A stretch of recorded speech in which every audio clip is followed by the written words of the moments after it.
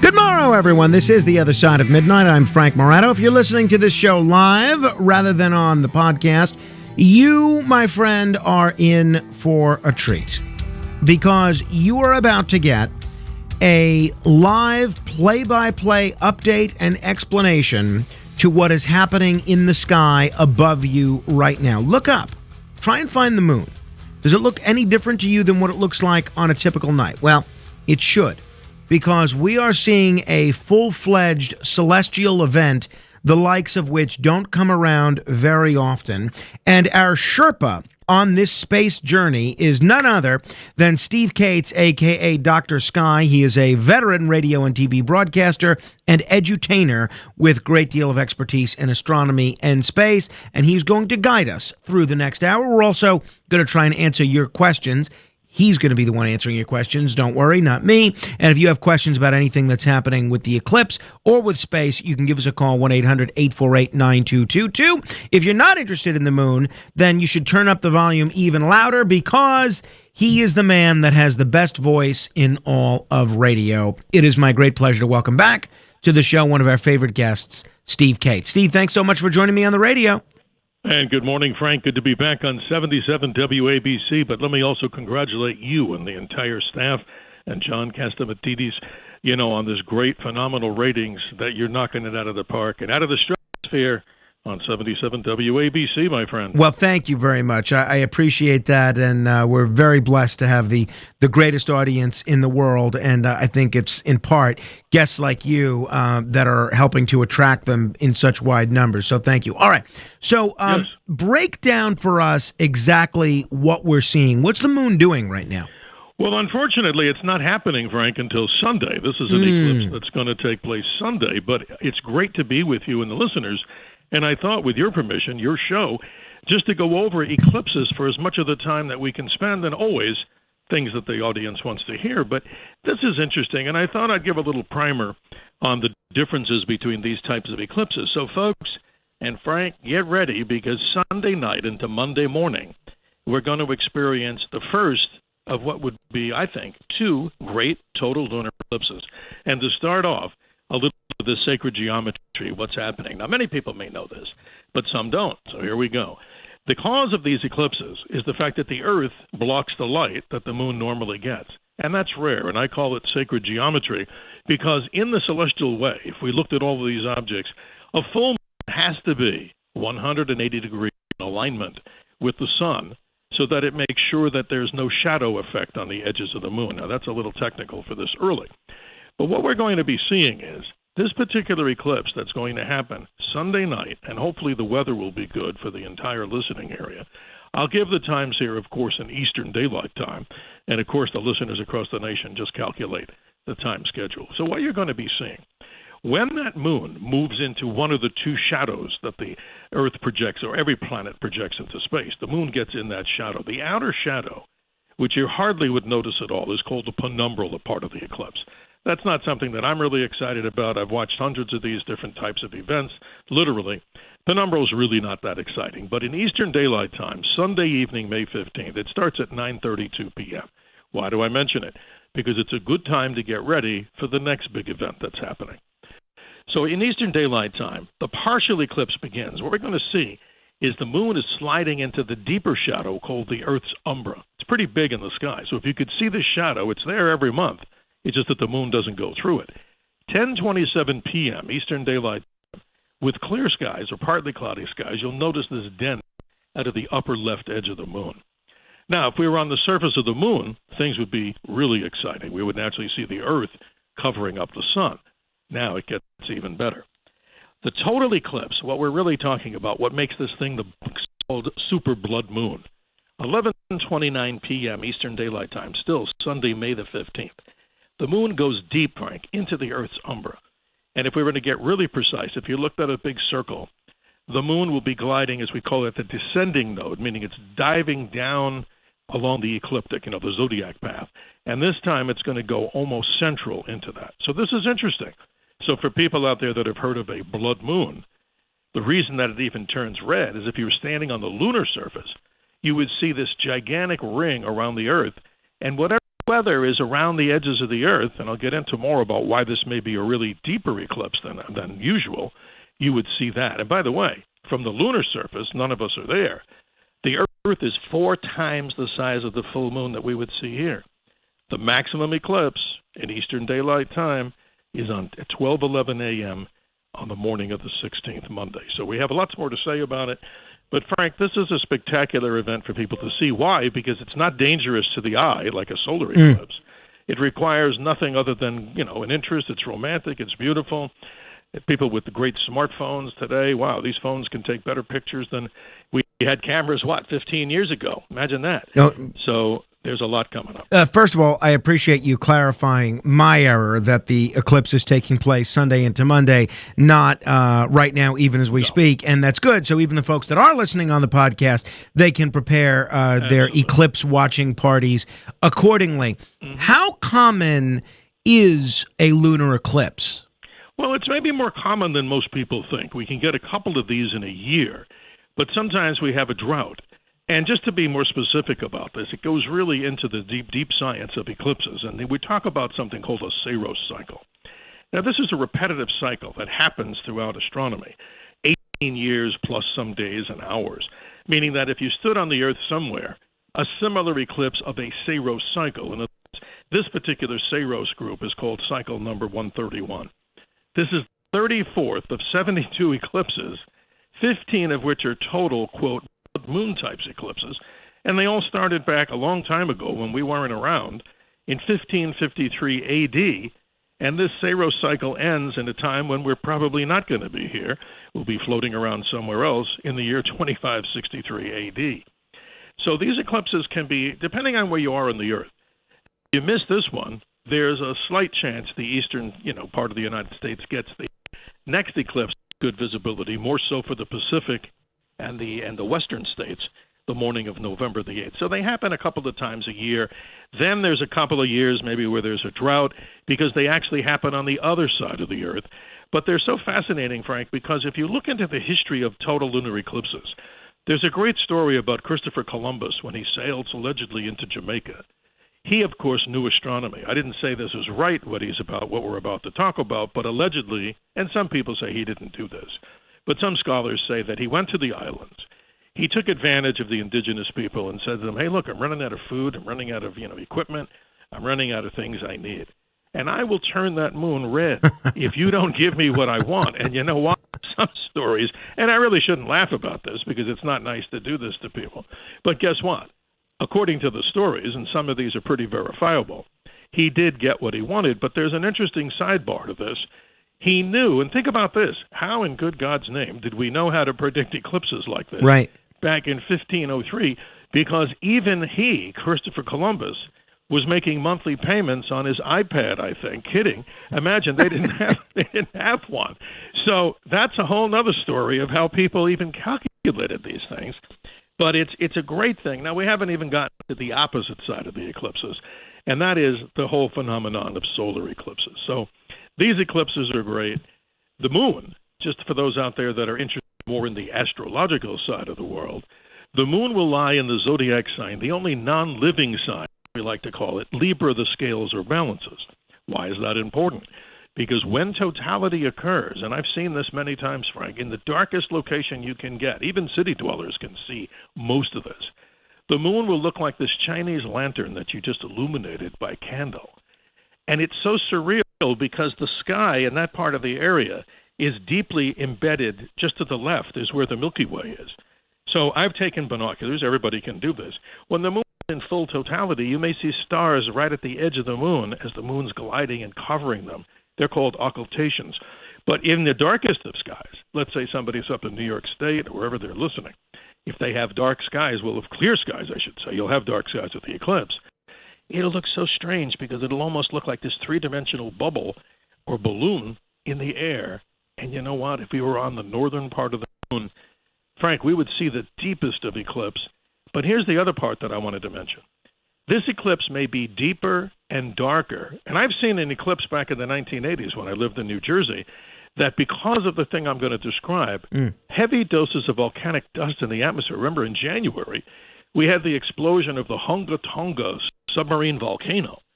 And that thing put up so much dust into the stratosphere that it may theoretically block the moon from its red condition to maybe turning it to something unbelievable like a garnet color because of the lack of transmission through the atmosphere with this dust. Take a look any night in the sky, and if you see these purple sunsets, it's still caused because of the volcanic dust still up in the stratosphere. This is amazing. It is indeed. So all told, I guess it lasts just shy of 3 hours, Sunday into Monday's lunar eclipse? It continues for longer parts. So if we just negate, because there's no reason to worry about seeing the penumbral phases, that's almost ludicrous, because you'd see, like, for those that are really diehard observers, you may see a 2% change in the intensity of the moon.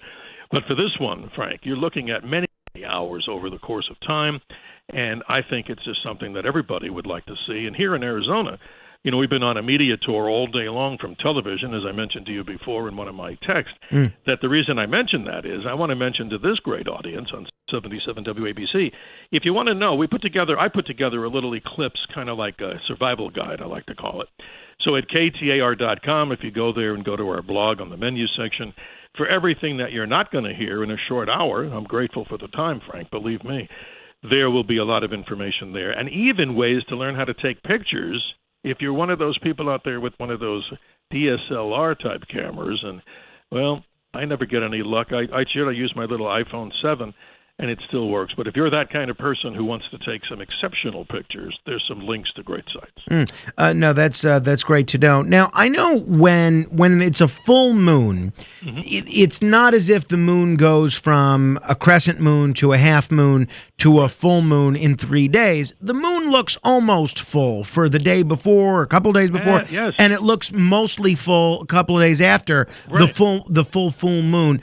Will this red lunar eclipse, will the moon look any different tonight, tomorrow night, Saturday night, as opposed to any other night, or will it be a function of on Sunday when the night of the lunar eclipse takes place, that's when it's going to look awfully different compared to what we're used to? Well, absolutely. Again, you can have an eclipse of the moon unless the moon is that 180-degree distance in line from the sun and the Earth.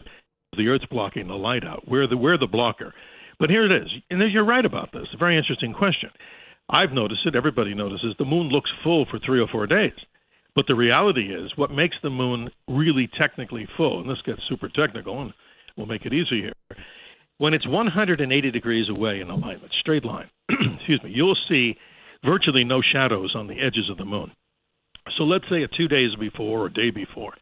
Unless you really have a telescope, and most people would not be concerned about it because it doesn't affect them, other than it still looks full, you can have a few days on either side of, quote, full moon, where you find this almost looks identical. So yes, the eclipse can only happen on that specific time. And by the way, this particular eclipse has an interesting name. It's called officially, if you want to go into the record books here, the full flower super blood moon. Wow, that's a lot to say. Flower moon because of the calendar, like the Farmer's Almanac, and Native American tribes named so many of these moons in symbology. But now we find out that this moon is called what? A supermoon, because this is not really an astronomy term, folks. This is more of a, in the world of astrology, they came up with this concept when the moon is close to the Earth and it's full. We do have some astronomy to talk about. This moon's about 224,000 miles away from us. We have a few more of these this year. So why not take what we can get as opposed to the last time we were on the air, Frank? I think we did this back in November. Right. We had the opposite effect where the moon was a tiny mini moon. So this one, get your cameras ready, folks, and hopefully pray for clear skies. Find a couple of days before. This is where people, I think, can be really helped by this program and by this information. Don't wait till the night of the eclipse and say, oh, well, I heard that it's going to pop up over here. The moon will rise to the right of east. That's east-southeast. You can look up on the web exactly where in the azimuth, 90 degrees is east. It's like 113, so it's to the right of east. But find a place, obviously, that doesn't have trees or buildings, and if you live in one of those high buildings, you'll probably have, bless you, if you have a patio, imagine that overlooks the sky and there's nothing in the way, all you have to hope for is no clouds. But a lot of people will miss some of the part of it. The most important thing I'm talking about is, isn't that beautiful when the moon is rising? it gives that effect of looking even super than a supermoon. And that's what pictures in the romantic part of this. And we don't want to forget about the romance, right, Frank? That is for sure. If people are just tuning in, we're talking with Steve Cates, a.k.a. Dr. Sky. Hey, one story we didn't get to talk about yesterday was the announcement by Elon Musk, essentially the announcement by Elon Musk that he thinks Donald Trump should be reinstated to Twitter. Now, obviously, I'm not going to spend a lot of time rehashing the story. Most of you already know, I think, what's occurred is that in the aftermath of the January 6th riot, there were a whole bunch of people that were essentially purged from Twitter. And one of them was Donald Trump for violations of the terms of service. They said, I guess he was encouraging violence or whatever the case may be. And Elon Musk, who is now going to be the new owner of Twitter in all likelihood, he said this week, I do think it was not I do think it was not correct to ban Donald Trump. I think it was a mistake. I would reverse the perma ban. Now, and then he goes on to say, banning Trump from Twitter didn't end Trump's voice. It will amplify it among the right, and this is why it's morally wrong and flat out stupid. Now, here's what's interesting. Jack Dorsey, who was the CEO of Twitter and had no problem censoring all sorts of people. He was the co-founder of Twitter. He says he agrees with Elon Musk that former President Trump should have his Twitter account reinstated. Now, what's interesting to me about this is that a week or two ago, and I haven't really talked to him about it yet, but a week or two ago, Roger Stone said that when he tried to get back on Twitter, he was told that he was still banned. Now, my understanding is the same thing is true for Mike Lindell. In my view, they should both be on Twitter as well. But, and this is one of the subjects that I was going to go over with Bill O'Reilly if we spoke to him this week, and we may still. But I started thinking to myself, who should be banned from Twitter and who should have the ban lifted? Obviously, I don't think Roger Stone should be banned. I don't think Mike Lindell should be banned. I don't think Donald Trump should be banned. But even on the other side of the political spectrum, or even people whose politics are not that easy to quantify, that have been people that have been labeled as hate mongers or whatever else, my view is almost everybody should be allowed to tweet. And I realize that may sound crazy to some people, but that is my view. Now, I think there's certainly going to be, look, the most egregious example that I could think of is Louis Farrakhan. A friend of mine is a comedian, and he tweeted when Elon Musk took over Twitter, he said essentially, well, finally now we can get Brother Farrakhan reinstated to Twitter. And I've been thinking about that a lot.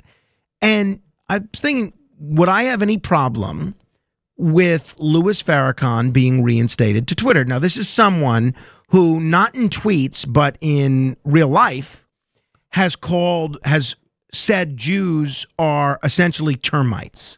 He said, I'm not anti-Semite, I'm anti-termite, and a bunch of other horrible things, including he may have played a role in the assassination of Malcolm X.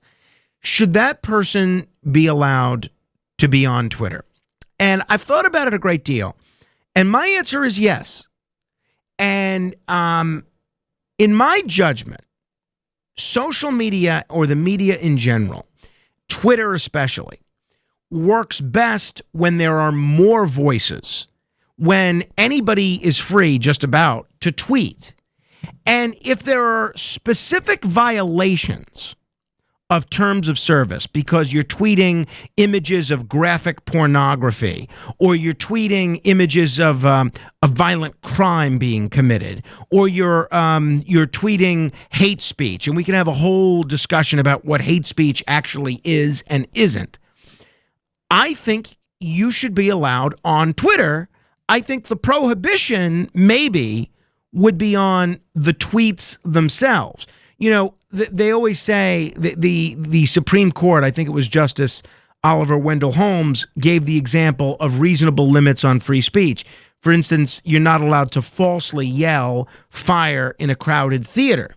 But so I think my view, even though I know Twitter is a private company and it has nothing to do with the First Amendment, really, I think if Twitter is going to be something that's going to be productive in people's lives, and if it's going to be something that's a fun means of entertainment and an effective means of information, my view is everybody should be on it. Roger Stone, Louis Farrakhan, the Ayatollah, O.J. Simpson, Donald Trump, everybody. What do you think? What do you think the criteria should be for being banned from Twitter or for having specific tweets prohibited? 800-848-WABC. That's 800-848-9222. Where is the line? Now, let me tell you what I hope this discussion does not become. I hope we don't have a bunch of folks who are Trump supporters who call in and say, yeah, they should bring back Donald Trump, but keep Farrakhan banned, and they don't have any explanation as to why. I'd like some objective criteria that you would use to determine who should be and who should not be banned. As I've explained, so 800-848-9222, as I've explained, I have a whole new appreciation for what these social media companies go through because I moderate this very small Facebook group, and you can join it, and it's meant to be a Facebook group about our show and the subjects that we cover on our show. And initially, when I started this Facebook group, and you could join it at Morano Radio Fans and Haters, that's MOR Radio Fans and Haters. When we started this, I did not intend on censoring anybody. But then pretty soon it became clear that you had these people that wanted to post all sorts of content that had nothing to do with the show. Then it became clear that you had a lot of folks that just wanted to post insulting things about the other hosts, and that causes a problem for me specifically because then you have other hosts see that and say, oh, Frank allowed that up there. That must be how Frank feels. And, the last thing I want is people, causing a beef behind the scenes here with that kind of a thing. And then you had other people just promoting XYZ cause or XYZ politician. And that's not really the purpose of the group either. So I had to institute, and I hated to do it, I had to institute this situation where we would institute an approval before these posts get approved. And I hate to do it. And that's just managing a group with less than 3,000 people. I can't imagine trying to manage 1 million people or hundreds of millions of people or 1 billion people. Now, I realize in the case of the big tech companies, they have a whole staff that can tackle these things, but I think it just multiplies the problem. So what should the criteria be from being prohibited from Twitter? Because I found Jack Dorsey's comments very interesting. And I know initially, and you want to comment, please do, 800-848-9222. We have open phone lines if you want to jump on board.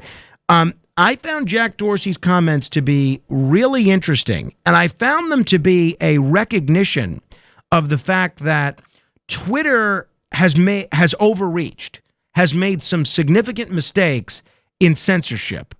And my view is everybody should be allowed. Maybe not everybody should be allowed to tweet everything, but I think everybody should be allowed. What do you think? 800-848-WABC.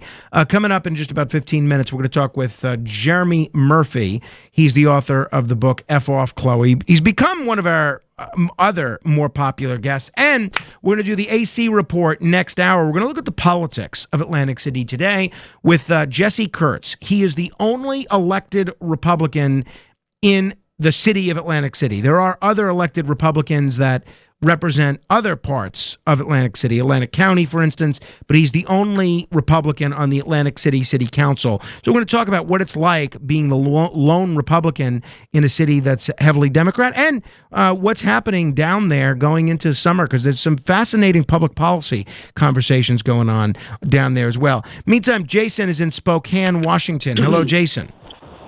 Hello. Yes, I was calling to say I think on Twitter, there shouldn't be any bans that you could let anybody get on there and say anything they want, because once you start banning something, well, I mean, it's good for people to hear all sorts of arguments, even if they're bad, because you don't want to be the person in charge of saying what people should hear and what people shouldn't. That's my opinion. Well, I agree with you, right? I agree with you. Now, the question then becomes, should you be able to go on Twitter and spread blatant false misinformation? Should you be able to do that? Oh, yes, absolutely, because you can't assume when you're on Twitter that everything that you see is the truth. Right. We all have to be adults and figure it out for ourselves. So, for instance, if someone wanted to go on Twitter and say all day long, tweet after tweet, the Holocaust never happened, and this is some sort of a plot to make the world more sympathetic to the global Zionist conspiracy, and that's all they tweet about all day long. Is that someone that should be allowed to, A, be on Twitter and tweet those things, number two? Both, absolutely. They should be able to be on Twitter and tweet those things. And one thing you can do if you don't like that is to have some sort of a rating system sponsored by Twitter that people can look at, and Twitter can say this person is known for lying, and here's some of the lies that they have put in the past. And therefore, people who don't want to do all the research can sort of trust somebody and get a good idea of how trustworthy a certain person is. Very interesting, Jason. Thank you. Aaron is in New Jersey. Hello, Aaron. Hi. So I just wanted to say regarding this, obviously it's a very touchy subject, allowing everybody, not allowing everybody. Right. Where do you draw the line? Tell me. Right. So the question, that's really the question. You know, you could have mass murderers on there, well, look, I mean, Iran and all these. Well, those guys are on Twitter. We have John Hinckley, who tried to kill President Reagan and who ultimately succeeded in killing James Brady, albeit 35 years later. We have O.J. Simpson, who I believe took part in the murder of two people. We have the Ayatollah of Iran. We have a lot of other unsavory characters that are on Twitter. But we have some others, like Louis Farrakhan, for instance, that are banned. So how do you decide, if you were in charge, who gets banned and who doesn't? Right. So I mean, personally, I'd say, you know, if a guy is a terrorist, if he's inciting violence, you know, all these things, that should be a fine line. You know, if you want to allow everything, you know, you're going to have to allow these stuff, and it gets very problematic. That it does, Aaron. Thank you. BJ is in Queens. Hello, BJ. Hey, Frank, and congrats on the good ratings. Thank you very much. Appreciate it. Tip of the hat to you. By the way, I think that the end of, if you really want to remedy this type of problem, who gets banned, who doesn't, then you create platforms. You know, they try to displatform all of Parler and Getter and all these places, and now conservatives have 3 platforms. We have Twitter now, we have Parler, we have Getter, and there's going to be probably more. But let me just interject, and I'm going to let you make your point uninterrupted, but I just want to add one thing to what you just said. To me, Twitter is a bit different from Parler and Getter, and I don't go on Parler or Getter, so maybe you can speak to this better than I can, or Trump Social. But Twitter, to me, is a place where people of varying ideologies can interact with one another and exchange ideas and exchange comments and debate. Whereas my impression of Parler and Getter is that both of those platforms are primarily just for conservatives. And I think that's a big difference. That's a huge difference, and I think you pretty much summed it up. Twitter speaks to the general culture. There's tens of thousands of accounts that are totally apolitical, and people use it, of course, to promote, and these accounts are monetized, and they're tied into Instagram and YouTube and all of it. So whereas Parler and Getter are more of a conservative philosophy or a political ideology, my problem is I have a couple of problems with. One, community standards used to be much clearer and outside of, so for instance, there are things that when you and I were younger, if people said them in public, whether it be on TV or broadcasting or on the right, like on radio, there are certain prohibitions exactly. about we can't say, for instance. You get fired. You remember Bob Grant fired, and Don Imus got fired for saying certain stuff. And I mean, whether you agree or disagree, that stuff pales in comparison. Now you have a situation where you have a special legal treatment called Section 230, where these platforms are supposed to be non-publishers. That is to say, they're just supposed to be a neutral kind of observing eye, but yet they use their community standards, and it seems to me, and I think there's a preponderance of evidence to support my position, that conservatives are targeted very much unfairly. They're shadow banned, and they violated their Section 230 status by doing so. So I have real problems with, all of these social media platforms. I think you can never. I think it's such a beautiful country we live in, because no matter how much you try to suppress the First Amendment, it always gets out there. Like I said, all of these platforms after January 6th, they took it out on conservatives in a big way.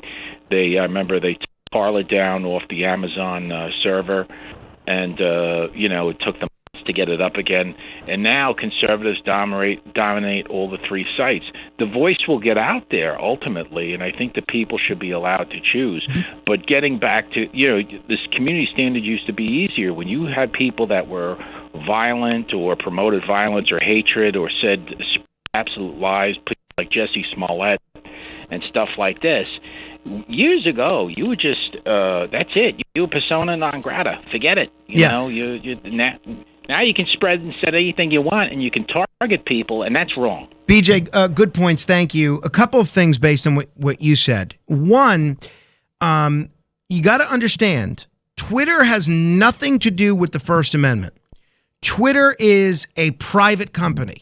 Twitter has the right to ban anybody they want, because they're a private company.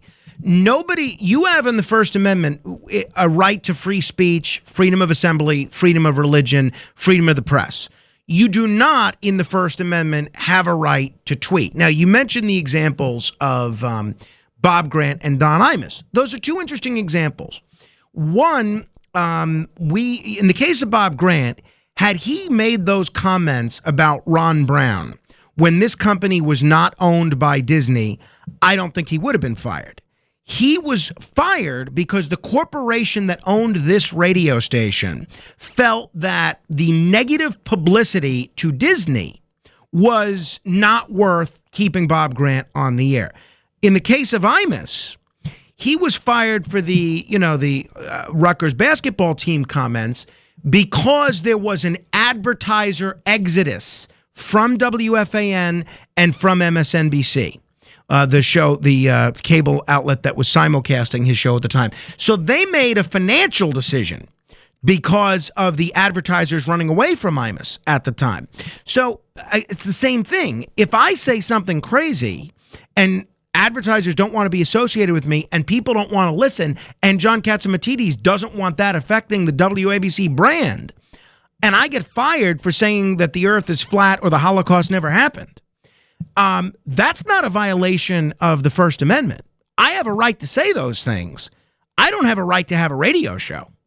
That's the difference. And as far as Section 230 goes, and I'm going to not spend a lot of time on this one because I want to try and get in at least a couple people before we get to Jeremy Murphy. But I also did this recently when we had the man on who wrote the book on Section 230. My fear with removing Section 230 protection from the social media companies is that it would make them censor more because they'd be worried about constant lawsuits. My hope is, with Elon Musk, that we get more voices on Twitter now. So my question for you, and I want to reiterate the question because as interesting as BJ was and as smart as he was, he took us in a few different directions. Where is the line? Who should be banned from Twitter? My view, almost no one. Louis Farrakhan, Donald Trump, Mike Lindell, Roger Stone, let them all on. if they tweet things that are objectionable, maybe you block that tweet. But I think as if I were running Twitter or advising Elon Musk, you let everybody on. What's your view? We came across a piece of video in my email of a home run at a minor league baseball game. And the caption underneath the video, the headline, I should say, in this email that I received said, "The announcer you need to hear to believe." I said, what's the big deal? So then I look at the video. Looks like a pretty ordinary home run. I watch it again. Nothing special. Below the video, I see a caption that says, "This may look like an ordinary home run, but that's only because you're not listening to the call by Joey Zanaboni." How'd you like to have a name like Joey Zanaboni?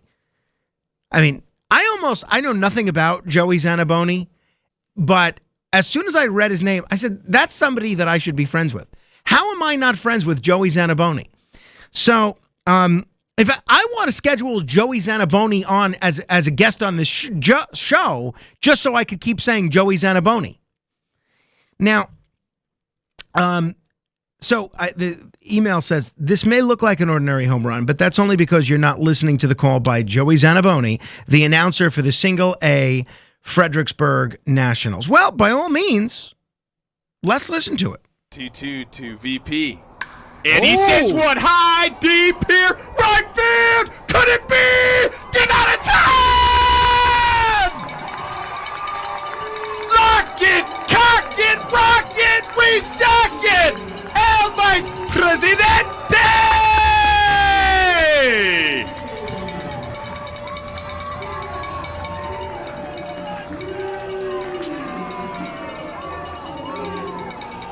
Read a Dostoevsky novel in a scented candle kiosk. Let's get lit!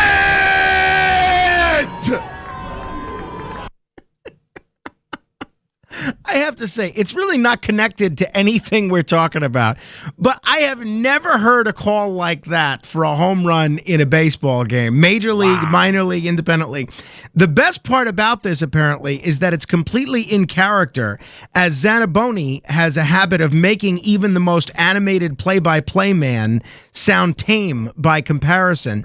So the general manager of the Fredericksburg Nationals said, "I know that some people think Joey is controversial when it comes to how baseball is supposed to be called." This is what he told the Washington Post. "But I think baseball needs more Joey Zanabonis across the board." Now, my question is, how does Gary Perone and Eric Shuffler and John Catsimatidis not hire Joey Zanaboni to be the play-by-play man for the Staten Island Ferry Hawks? Now, I mean, if the Ferry Hawks are losing or if they're winning, you still would tune in to hear Joey Zanaboni. I mean, that's great. That's great. I'm going to recommend that he host this show when I take off. Not that I'm planning that anytime soon. Now, meantime, I asked Philippe to come in. Philippe has done a yeoman's job in various roles this week. He's doing double duty because he was responsible enough to get COVID, unlike some of the other people that work here at night. How are you, Philippe? I'm doing well, Frank. Thanks for having me. Thanks for being had. Now, I was surprised to learn about you on Friday as we sit around and do our bonding for 2 hours. What's the matter? I already know the direction this is going. All right. Well, it's scaring me a little bit. Let me fill the audience in. We sit around for 2 hours on Fridays in between the time our show ends, and we don't just sit around. We do productive things sometimes. And by the time our show ends and the time our regular Friday weekly meeting begins. But I was very surprised to learn that you have actually never been to a baseball game. Is that right? Yeah, well, a professional baseball game, yeah. Like amateur stuff, that doesn't really count. Like, well, what do you mean amateur stuff? Like you've been to a college game? Like a Little League game. A Little League I've game. watched. Okay. When I so you've never paid or had someone pay for you to go to a baseball game? No, never. Major league, minor league, independent league, nothing? None of the above. Outrageous. Well, are you a baseball fan? Not really. I mean, I enjoy the highlights a lot more than the actual sport. Like I don't sit down and watch a full baseball game, but I'll watch highlights for like hours on end. Well, I found this very surprising. How old are you?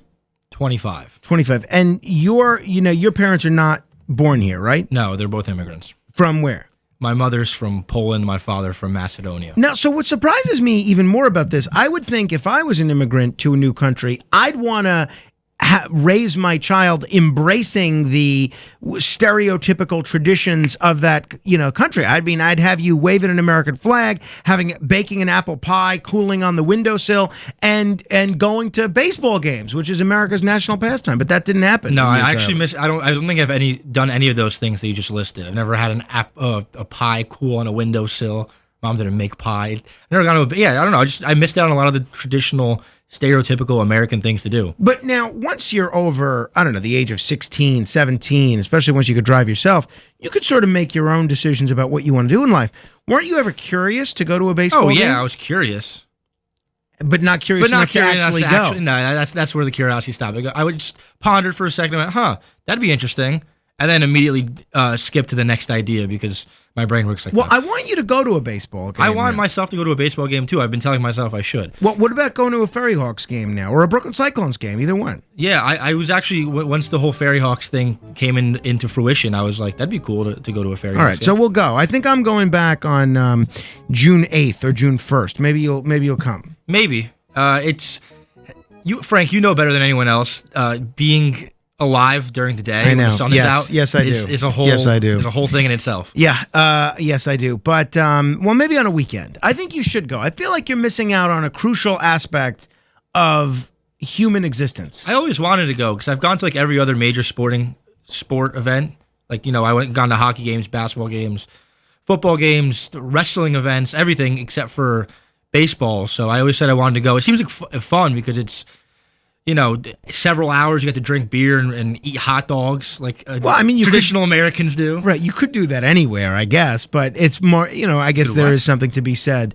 You could do that anywhere. That's true. I never thought about that. I guess there is something to be said for doing it at a baseball game. Now, Matt, this led to a whole line of questioning on Friday about Philippe, about the things that he also hasn't done. What else did we come up with that he hadn't done? Never been to an amusement park. Rhett, you were never in an amusement park. I've gone to a fair, just not on the rides.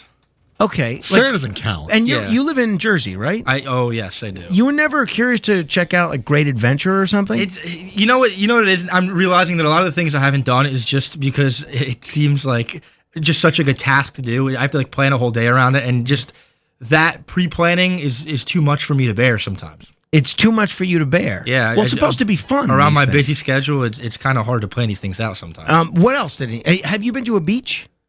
I've been to a beach. You've been to a beach. Okay. Yeah, never been on a roller coaster. Right. That is wild. Is it though? Yes, I think it is. I think so by too. the way, I'll open this up to the listeners. Is it as crazy as Matt Blaze and I seem to think it is that Philippe has A, never been to a baseball game, and B, never been on a roller coaster? I think that's pretty unusual, but maybe it's not. 800-848-9222. I thought the same thing. When I first heard that, I looked at him like, where did you grow up? Yeah, right. Because I know he did grow up here. Yeah. His parents are not from here. Are you a communist? But he grew up from here. Wow. What else did he not do? There was a couple of other weird ones. Alex is really hung up. Alex Barnard is really, really, really hung up on me not liking bacon. That for some reason that really gets to him. I'm not a bacon person either. Exactly. Right? Look, that's a matter of personal taste, I suppose. All right. Well, I want you to go to a baseball game. Casino? Have you ever been to a casino? Well, yes, not in America. Yeah, I've never gone to I'm from Jersey and I've never gone to AC. Well, that's okay. Never been to Atlantic City. North Jersey is a different culture than South Jersey. Yeah. What casino were you at? I went to one when I was in Aruba when I was 18 years old. Okay, well that counts. That counts, I suppose. I played blackjack for like an hour, lost my money and left. Yeah, I played in those casinos in Aruba when we were on our honeymoon, and they're a little tricky down there. They have a different set of rules. Yeah, I've actually gone when I was in St. Martin too. I went there too, and I actually won big money there. So what were you playing? Blackjack. Okay, good. All right. Well, we'll have to do, if you go to Atlantic City, they have rides at the Steel Pier. So you could knock off 2 of these in one day. They have a baseball team? Well, they used to, the Atlantic City Surf, but they were in the Independent League, which is where the Ferry Hawks play now, but they folded, unfortunately. I could have had a bucket list weekend right there. Yeah, exactly. We'll talk to Jesse Kurtz, see if they're going to bring the surf back for any reason. But you could see soccer. Have you ever seen a soccer match? Yeah, I've gone to you soccer have. match. Okay. All right. Well, Well, thank you for stopping by. Thanks for having me. I feel bad for you, but I don't know. I don't need your pity, Frank. Yeah, I think you do. I feel like you do need my pity. I feel like I don't. Am I really missing out that much? Yes, you are. Oh no. Yes, you are. Look, I mean, I guess if you grow up, I hate to use the analogy because I know we have a lot of blind listeners, but if you grow up blind, right? You don't know what it's like to see. So maybe you really don't know what you're missing. But that's what I feel about you. I feel like you are missing out by never having been to a baseball game or on a roller coaster. I guess. I mean, I guess it's one of those like ignorance is bliss type of things where I don't know because I've never done it, and I could go to a baseball game for the first time and become addicted to it and never want to buy season tickets after the next game. I could do that, but I also couldn't. So who knows? But wait, true. But you've never been on any amusement park rides ever. I've gone on the bumper cars. Yeah, that's not a ride. That's not really a ride. Yeah, it's not a ride, isn't it? No. A ride is like the Cyclone in Coney Island. We'll go to the. Hey, you could do both out there. You could go to a baseball game in Coney Island and then go on the ride. I've never gone there either. That's another thing. I've never gone to Coney Island. Yeah. Well, okay. All right. So, but you pick a day, like a Saturday or something, and we'll do a whole field trip. Have you ever had? You've had pizza. I've seen you eat pizza. I've had pizza. Nathan's? No. You know what? Honestly, see, I never had a hot dog. Now that I think. Wait, you've never had a hot dog? Not like a traditional American one. Well, what's an untraditional? I'm Polish, so I eat kielbasa. Oh, okay. Well, it's almost the same. Close enough. All right. Thank you, Philippe. We'll let you get on with all your non-baseball related activities. Now, speaking of sports, there are two other items that I wanted to mention. One of my favorite broadcasters in history was Howard Cosell. Howard Cosell, by the way, had a relationship. His career as a broadcaster began on this radio station. And his affiliation with this radio station, he started as a broadcaster, as a lawyer. And then he got a sponsor, got himself on the air on the weekend. And then his relationship with this radio station, WABC, continued even after he was a big star until his career ended. He would do all sorts of great. He would do boxing. He would do football. He would do this. He would do that. And he just had such a great way of speaking. I mean, when he was immediately identifiable by the way that he spoke. He would say, "This is Howard Cosell speaking of sports. After all, is football a game or a religion?" There was a very good movie a few years ago called Monday Night Mayhem that dealt with the beginning of Monday Night Football, and they have a Howard Cosell role in that, character in that film. I think it's played by John Turturro, if I remember correctly. It's been years since I saw it, but that film does a good job capturing some of what made Howard so interesting.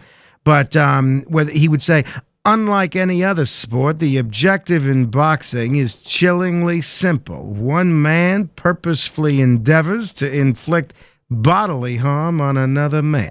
And I loved him. I mean, if you go into my old bedroom at my mother's house now, you will. She basically has my room similar to how it was when I lived there. And a lot of other people, teenagers especially, would have posters of girls or swimsuit models on the wall. And I'm not joking. I have, and you could see this, I'm not making this up, I have pinned up to the wall a photo of Howard Cosell. I'm not joking. It's Howard Cosell in a tuxedo, and it's signed. Now, he wrote a book called "I Never Played the Game." And basically it's called that because even though he was so affiliated with sports for all these years, he was never an athlete. And so he was very critical in his later years, especially as he became increasingly irascible. He was very critical of what he termed the jockocracy. And basically, if I'm remembering correctly, what he termed the jockocracy was sports broadcasting being dominated by former athletes. And he felt that produced a worse quality of broadcaster, by and large. Again, I'm oversimplifying. He wrote a whole book about this, so don't go by this description. But I was thinking of that a great deal yesterday because have you seen the latest news about Tom Brady? Tom Brady, who quickly retired and then unretired, won, I believe, 6 Super Bowls with the Patriots and then one with the Buccaneers. Tom Brady has landed, I have to say, this is the best deal of all time. Listen to this. So Tom Brady, who's going to come back and play football this year, Tom Brady is getting a 10-year, $375 million deal as the lead Fox NFL analyst. That is more, $375 million to talk about football. That is more than he will have made in his entire NFL career. Think about that. That is what it goes for as if you're a star athlete and you're going to become a broadcaster these days, especially somebody like Tom Brady. That to me is amazing that a guy who might be the greatest quarterback of all time, at least apparently in Super Bowl wins, is going to make more as a broadcaster than he ever did as a player. The other thing that's amazing to me about this is that they're not saying, all right, this is a take it or leave it deal. We want you to start next year. Or it's a deal that starts in 2024. It's a 2025 deal. They're giving him this deal that essentially says, well, whenever you're ready, whenever you retire, play 2 years, play 3 years, whenever you're ready, we have $375 million waiting for you. To me, it is absolutely extraordinary. But here's the thing that I wonder. I was one of the people that said, and I realize it's different when we're talking about the White House press corps, but I was one of the people that said that when Jen Psaki was continuing to serve as the White House press secretary, and then she announced that she was going to be taking a role at MSNBC, I was one of the people that said, I don't think that's right. Here she is in a position to shape news coverage, to control what reporters and what media outlets get access to the White House, to choose which reporters get called upon, but she's making decisions that are affecting her former employer. Now, Tom Brady is going to play, I think, is the season 17 games now or 18 games? Do you remember? It's 17? So Tom Brady is going to play 17 games this season. Many, if not all of them, will be broadcast on Fox. Does that compromise Fox's objectivity, number one, or the way Brady interacts with the rest of the media, number two, if he's already got a $375 million deal with Fox? My view is it absolutely does. It absolutely does. If he has a choice of talking with a Fox reporter or an ESPN reporter in the locker room after the game, who do you think he's going to pick? And by the same token, do you think the Fox color analysts are going to be critical of Tom Brady if he does something poorly, knowing that he's going to be their new colleague?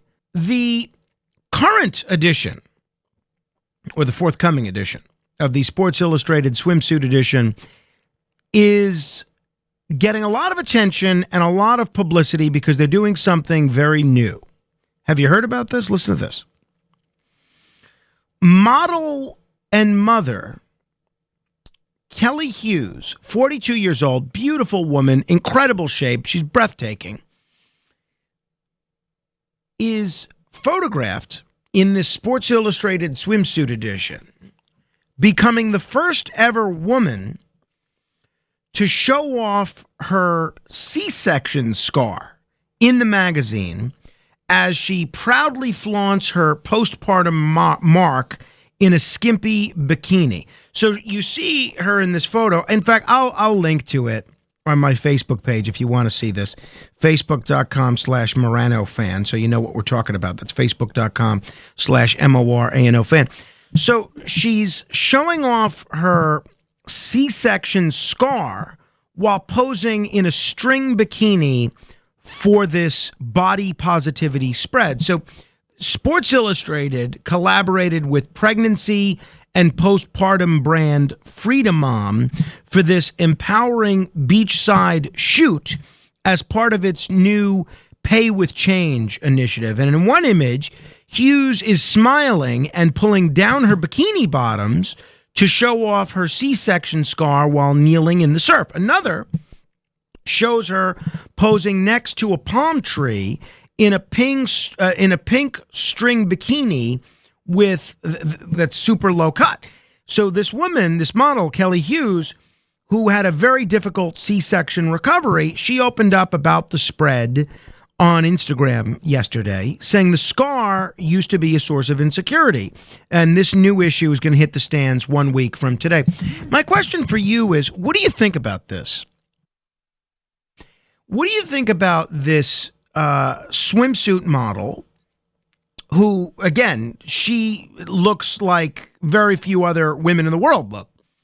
What do you think about the swimsuit model posing in Sports Illustrated, showing off her C-section scar? I have to tell you, I have mixed feelings because, one, a lot of women, on the one hand, I think this is great. A lot of women are very insecure about C-section scars, and this might make them feel better. That it's not something to be ashamed of or to hide. And I guess that's a positive thing. On the other hand, I get that, and I think that's wonderful. On the other hand, these models, they're not usually thought of as a realistic representation of what your average woman looks like. There's a reason that these photos are often airbrushed, and so many of these models have breast implants, and so many of these models are so heavily made up, and their hair is done by teams of professionals, and they spend so much tanning. That's not how ordinary women look. So I feel like it's a little bit. I feel like Sports Illustrated is trying to get credit for promoting a look that ordinary women have, while at the same time, this is not what ordinary women look like. Does that make sense? Additionally, there are male models that show off their abs and everything. I'm certainly not one of them for obvious reasons, but if one of them had a scar from appendicitis or something, I don't know that you'd want to show that off either. I mean, there are certain things that, one, are meant to be private, and I almost think a C-section scar falls in that category. Additionally, this is not a realistic depiction of how women look. It reminds me a little bit of when the whole body positivity trend got going, and they had a big trend towards overweight models. I don't see that as much anymore. I think because the photo spreads featuring the overweight models didn't do as well as the photo spreads with models that looked like anorexic heroin addicts. And eventually they want to have photographs that get sold or clicked or whatever. So I don't know. Do you think this is a positive thing? Do you think this is a publicity stunt? What do you think about this? Because, again, I'm very sensitive to what women go through the process of motherhood.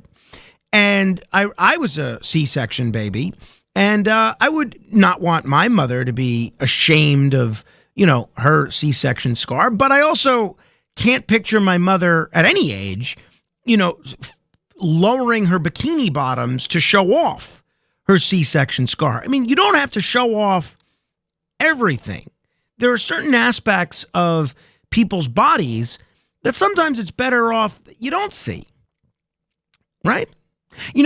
Again, Curtis is somebody who, for a lot of his life, even over the last 30 years, has been in great shape. And, Curtis, as evidenced by the fact that he's gotten 4.5 beautiful women to marry him, Curtis is, very attractive to a lot of women. But if Curtis ever pulls up his stomach, up until 10 years ago, you would have seen multiple bullet holes. It looks like 5 bullet holes. And I kind of think that if Curtis was a model, he wouldn't be showing that off because, under the auspices of trying to have a body positive image for gunshot victims. Now, 10 years ago, what happened? He got laparoscopic prostate cancer surgery or robotic prostate cancer surgery. And he's got a big scar near his abdomen for that now. And, I'll be honest, as a guy, and again, I've never been shot, thankfully, knock on wood, and I've never had prostate cancer surgery, knock on wood. I don't really want to see that on Curtis, even if I did have those things. Does that make sense? I don't want to be insensitive here. And I'm all about having women embrace themselves. And I think women who have had a C-section, they have every right to feel just as sexy as everybody else.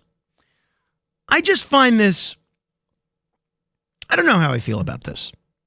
Help me out here.